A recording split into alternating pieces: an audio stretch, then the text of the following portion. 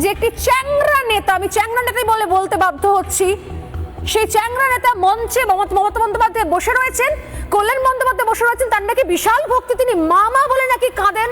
মমতা বন্দ্যোপাধ্যায় নাকি মায়ের আরাধনা করেন, প্রতি বছর তার বাড়িতে কালী পুজো হয়, আর সেখানে বসে কি করে এই চ্যাংড়া নেতা বীরেন্দ্র কৃষ্ণ ভদ্রের মিমিক্রি করতে পারলো, শুনুন।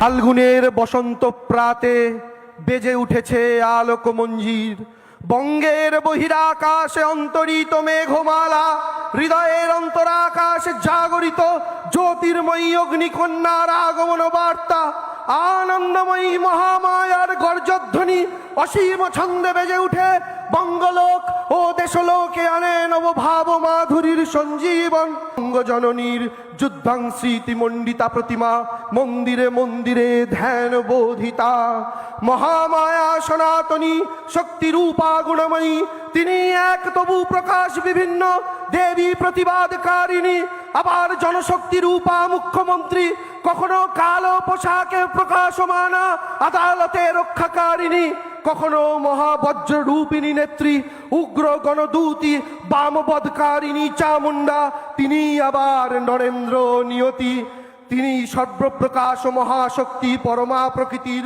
পুনর্বিজয় হবে ভারত লোক তাই আনন্দমগ্ন। মঞ্চ থেকে যেটা করেছে সেটা নিন্দার কোনো ভাষা নেই। তার কারণ হচ্ছে চাটুকারিতা আর ভাড়ামো করতে গিয়ে শুধুমাত্র ধর্মের উপর আঘাত নয়, কিন্তু যেটা করা হয়েছে সেটা হচ্ছে বাঙালির ঐতিহ্যের উপরে আঘাত, বাঙালির পরম্পরার উপরে আঘাত, বাংলার ভাষার উপরে আঘাত, বাংলার যে ভাবাবেগ তার উপরে আঘাত, বাঙালির যে নস্টালজিয়া তার উপরে আঘাত।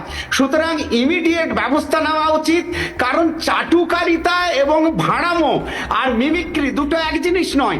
সেই যে 10 পয়সার পাতি ছেঁচড়া নেতা যেটা করেছে সেটা হচ্ছে বিশুদ্ধ চাটুকারিতা এবং ভাড়ামোর জন্য সে বেছে নিয়েছে বাঙালির আবেগকে, বাঙালির ঐতিহ্যকে, বাঙালির পরম্পরাকে। সেখানে এই মুহূর্তে আমরা যদি নিন্দা করতে না পারি তাহলে এইভাবে তারা আঘাত করেই যাবে।